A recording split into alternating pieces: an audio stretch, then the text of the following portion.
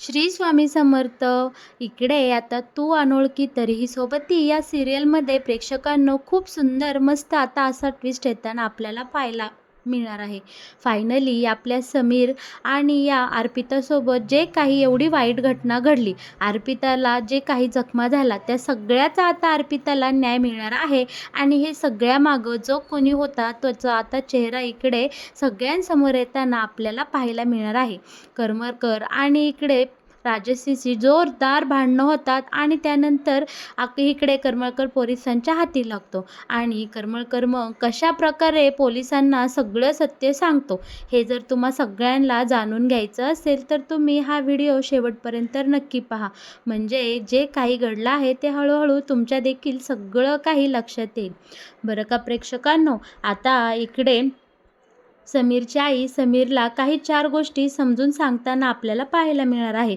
खरं तर समीरच्या आईने चाळीतल्या सगळ्या बायकांचं बोलणं ऐकलेलं असतं आणि त्या समीर आणि अर्पिताविषयी जे काही वाईट साईड बोलत असतात या गोष्टीमुळे इकडे आता निलंबरी खूप टेन्शनमध्ये आलेली असते. आणि पहिली गोष्ट, तिला अर्पिता तर आवडतच नसते. त्यामुळे ती आता हिंमत करते आणि इकडे समीरला बोलू लागते की समीर, मला तुझ्यासोबत एक महत्त्वाची गोष्ट बोलायची आहे. प्लीज तू राग मानून घेऊ नको आणि इकडे तनतन करू नको.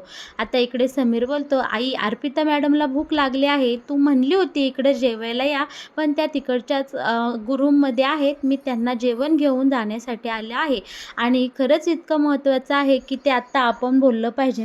तेव्हा आई बोलती, हो माझं तू जरा 2 मिनटं ऐकून घे आणि मी जे काही सांगत आहे ते ऐक. आता समीर बोलतो, बोल ना आई, काय म्हणणे आहे. हे बघ, मी काय मनाचं बोलत नाही. मान्य आहे त्या मुलीसोबत खूप वाईट घडलं आहे आणि मला त्याचं खरंच वाईट वाटते आणि मी जे काही बोलते ते फक्त माझ्या मुलाच्या प्रेमापोटी आता बोलत असते. हे बघ समीर, अर्पिता पूर्णपणे भाजली आहे आणि तिचा चेहरा खराब झाला आहे. अशा विद्रूप चेहऱ्यासोबत तू तुझं आयुष्य काढू शकतो का. मला सांग ऐक, आज तू तुझं प्रेम आंधळं आहे किंवा तुझं तिच्यावर खूप प्रेम आहे म्हणून तू ही सगळी परिस्थिती स्वीकारली आहे. पण जसजसे दिवस पुढे जातील आणि माणसं तुमच्या संसाराकडे तुमच्याकडे अशा घाणेरड्या नजरेने किंवा आपली असं कौतुक म्हणून नाही पण असं सहानुभूती म्हणून पाहतील, तेव्हा तुला किती वाईट वाटेल. आणि अर्पितासोबत असं राहण्यापेक्षा मला असं वाटतंय तू आत्ताच्या आत्ता तिला तिच्या माहेरी कायमचं सोडून ये. आणि हो, तिच्या गोळ्या औषधांचा खर्च तू नक्कीच उचल, याबद्दल मला काहीही तक्रार नाही. पण बाळा, तुझं संपूर्ण आयुष्य पडलं आहे आणि अशा विद्रूप चेहऱ्याच्या मुलीसोबत तू ते कसं काढणार. तर समीर इकडं बोलतो, आई अगं काय बोलती तू. पण इकडे आई काही ऐकून घेण्याच्या मनस्थितीत नसते. आता आई अजून एक स्टेप पुढं जाऊन समीरला समजावते. ती म्हणजे बोलते की उद्या तुम्हाला मुलं झाली आणि ती मुलं बोलली की अशी माझी आई विद्रूप आहे, किती वाईट वाटेल त्या मुलांना कुणी काय बोललं तर. आता समीर बोलतो की आईची माया ही कशामध्ये असते, तिच्या प्रेमामध्ये आणि तिने केलेल्या कर्तव्यामध्ये असते, नाही की तिच्या सौंदर्यामध्ये. आणि तू ही गोष्ट बोलू नको. बरं ठीक आहे, तुला वाटतंय ना मी ही अर्पिता मॅडमला सोडून द्यावं, चालते, मला तुझं म्हणणं पूर्णपणे पटलेलं आहे. मी त्या अर्पिता मॅडमला आत्ताच्या आत्ता तिच्या माहेरी सोडून येतो आणि तुझ्या मनासारखं करतो. फक्त याआधी मला एका प्रश्नाचं उत्तर दे. आई, जर हे सगळं माझ्यासोबत घडलं असतं आणि माझा चेहरा जळाला असता तर तू असं बोलली असती का, या जळालेल्या चेहऱ्याच्या मुलासोबत मी कसं राहू, हा मुलगा मला शोभत नाही, मी त्याला सोडून देते. किंवा तू अर्पिता मॅडमला असा सल्ला दिला असता का, हा नवरा तुला शोभत नाही, तू त्याला सोड आणि माहेरी निघून जा. सांग बरं. आता इकडे आई बोलती, अरे समीर, तू काय हे अभद्र बोलतोस. तू माझा मुलगा आहेस, तू माझं रक्ताचं नातं आहे आणि मी तुला का बरं सोडेल. मग आता इकडे समीर शांतपणे आईला बोलतो, आमच्या दोघांचं सुद्धा मनाचं नातं आहे. आमची मनं आता खूप जुळलेली आहे आणि राहिला प्रश्न त्यांच्या सौंदर्याचा, तर त्यांच्या मनाचं सौंदर्य ज्या लोकांना पाहता येत नाही त्या लोकांसोबत आम्ही संबंध ठेवणार नाही. त्यांच्यापासून आम्ही कायमच लांब राहू. पण आता अर्पिता मॅडमला मी असं अर्धवट सोडून देणार नाही. त्यांना आता माझ्या आधाराची, माझ्या प्रेमाची गरज आहे आणि तू बोलतेस की त्यांना सोडून दे. आता इकडे समीरने आईची बोलती पारच बंद केलेली असते आणि गपचूप ताट उचलतो आणि अर्पिता मॅडमला तिकडं जेवायला घेऊन जातो. दुसरीकडे राजश्री खूप टेन्शनमध्ये पाहायला मिळणार आहे आपल्याला, कारण तिने जो काही अर्पितासोबत प्रकार केलेला असतो, आता ते तिला एकदम कळून चुकलेलं असतं की पोलिसांपर्यंत नक्की पोहोचणार. तेव्हा आणि त्यात करमळकरसुद्धा तिचा फोन उचलत नसतो, म्हणून राजश्री इकडे तिच्या घरामध्ये खूप घाबरलेली असते आणि तितक्यात दारावर मोठमोठ्याने एक आवाज येतो की दार उघडा म्हणून. आता राजश्री पार घाबरून गेलेली असते. ती बोलते की पोलीस आले की काय मला न्यायला, पण हिंमत करून ती दार खोलते तर बाहेर तिला दिसतात करमळकर. आता पटकन ती करमळकरला आत घेते आणि बोलते की तू इथं काय करतो, तुला इथं कोणी यायला सांगितले. तेव्हा आता हा करमळकर बोलतो, मी जाणारच होतो, पण झालं असं की मला नेमकं समीरने पाहिलं. मी कर्नाटकला निघून जाणार होतो, पण समीरने मला पाहिलं आणि तो माझ्या मागं मागं पळू लागला. तो पुढे मी मागे, आणि अशामुळे मी खूप घाबरलो. आणि आता इकडे राजश्री बोलते की तू नालायक माणसा, माझ्यापाशी कशाला आला आहे, तू तर स्वतः लटकलाच आहे, आता मला लटकवतो काय. आता या सगळ्या प्रकरणाशी माझा काहीही संबंध नाही, मी तुला निक्षून सांगतो. पण इकडे करमळकर बोलतो, मी जे काही केलं ते तुमच्या सांगण्यावरूनच केलं आहे ना. तेव्हा आता इकडे ही राजश्री बोलत असते, पोलिसांना एकतर तुझा संशय आलेला आहे आणि तुझं नाव पोलिसांपर्यंत पोचलेलं आहे, त्यामुळे पोलीस आता फक्त तुम्हालाच शोधत आहे. आता जरी ते पोलिसांच्या ताब्यात तू सापडला आणि माझं नाव जर घेतलं तर माझ्यासारखी वाईट कोणी नाही. तर इकडे आणि राजश्री बोलते, तू माझा फोन का उचलला नाही.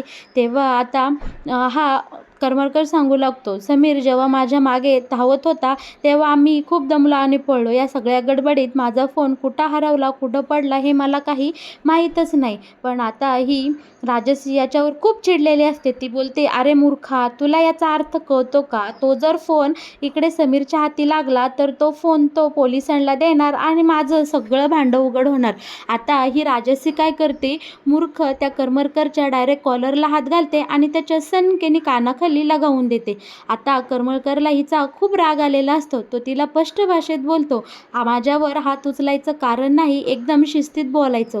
पण राजश्री आता रागाच्या भरात इतकी पिसाळलेली असते की ती करमळकरसोबत खूप वाईट साईट वागते, तिला मारते, बोलते आणि शिव्यासुद्धा घालते. शिवाय एवढं करून ती आता एकदम घाबरली असते आणि तशाच अवस्थेमध्ये ती ह्या करमळकरला घराच्या बाहेर हाकलून देते. एकदम असे धक्के मारते आणि बाहेर ढकलते. बोलते की तुझं हे घाणेरडं थोबाड परत मला कधीही दाखवायचं नाही आणि जो काही स्फोट घडला त्यामध्ये माझा काहीही संबंध नाही, मी तुला शेवटचं सांगतो. आता मात्र या करमळकरला या राजश्रीचा खूप राग आलेला असतो आणि तो तशीच त्याची बॅग उचलतो आणि तिथून जायला निघणार. तोच आता समोर डायरेक्ट पोलीस आलेले असतात आणि करमळकरला घेऊन पोलीस थेट डायरेक्ट पोलीस स्टेशनला जातात. दुसरीकडे आपला समीर या अर्पितासाठी छान ताट घेऊन गेलेला असतो, सुंदर जेवण घेऊन तिकडे गेलेला असतो आणि संपूर्ण रूममध्ये त्याने सगळ्या लाईटी घालून असे छान मेणबत्त्या पेटवलेल्या असतात. त्या मेणबत्त्या लावून इकडे छान त्याने नाईट डिनरचं प्लॅनिंग केलेलं असतं. बरं का आता इकडे अर्पिताला झोपेतून जाग येते आणि अर्पिता पाहते तर काय, वाव, सगळीकडे इतकं सुंदर वातावरण झालेलं असतं. ती मनोमन खूप सुखावलेली असते आणि तिला आतून खूप छान वाटत असतं. समीर तिच्यासाठी इतकं सारं करतो या भावनेनेच ती आता भारावून गेलेली असते. आता समीर म्हणतो, अर्पिता मॅडम चला बरं आता जेवून घ्या. पण अर्पिता बोलते, खरं तर मला भूक नाही आहे, कारण या सगळ्या गोळ्या खाऊन खाऊन माझं तोंड अगदी कडू झालं आहे. तेव्हा आता समीर बोलतो, थांबा, मी तुमच्यासाठी एक सरप्राईज आणला आहे.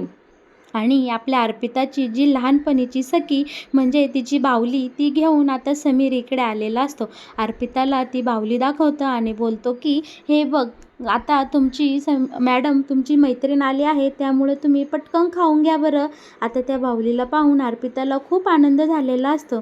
ती बोलते, माझी सुकू आली आहे. आणि आता त्या बाहुलीसोबत अर्पिता छान गप्पा मारते आणि समीरला सांगते की ही माझी लहानपणाची मैत्रीण आहे. आणि समीर म्हणतो, हो, मला तुमच्या बाबांनी सगळं काही सांगितलं आहे आणि त्यांनीच मला ही बाहुली दिली आहे. आता त्या बाहुलीला बघत बघत अर्पिता छानपैकी पोटभर जेवते. आता इकडे दोघेही छान चालायला आलेले असतात. खरं तर अर्पिता आणि समीर एकाच ताटामध्ये दोघेजण जेवलेले असतात. त्यांच्या छान गोड सुखाच्या गप्पा चालू असतात. पण आता येणारे जाणारे माणसं अर्पिताला अगदी खालून वरपर्यंत निहाळून पाहत असतात, कारण तिचं सगळं भाजलेलं शरीर लोक सारखं सारखं पाहत असतात. शिवाय आता तिथनं एक काका काकू जातात. तेही अर्पिता आणि समीरकडे एकदम निहाळून पाहतात. पुढे जाऊन बोलतात की ही तीच जोडी ना त्या चाळीतली त्या दिवशी स्पोर्टमध्ये सापडलेली. काय ती मुलीचा तर सगळा चेहरा भाजला आहे. पण या दोघांचं काहीतरी स्पेशल नातं असेल, कारण एवढं सगळं होऊनही ही दोघे आपल्याला एकत्र दिसत आहे. पण हे सगळं नव्याचे 9 दिवस. एकदा का संसार सुरू झाला की नंतर ह्या विद्रूप चेहऱ्याच्या मुलीसोबत संसार करणं खूप अवघड जाणार आहे. आता हे सगळं बोलणं ऐकल्यानंतर अर्पिताचं मन पार इकडे उदास झालेलं असतं आणि तिला वाईट वाटत असतं. पण इकडे आता समीर अर्पिताला समजावतो आणि म्हणतो, ठीक आहे चला. आता इकडे आपली अर्पिता विचार करू लागलेली असते. तिला खरं तर वाईटच वाटत असतं. परत पुढे जातात तर 2 माणसं अशीच बोलत असतात, ही तेच कपल ना रे, त्या चाळीतलं जे स्पोर्टमध्ये सापडली होती ही तीच मुलगी ना.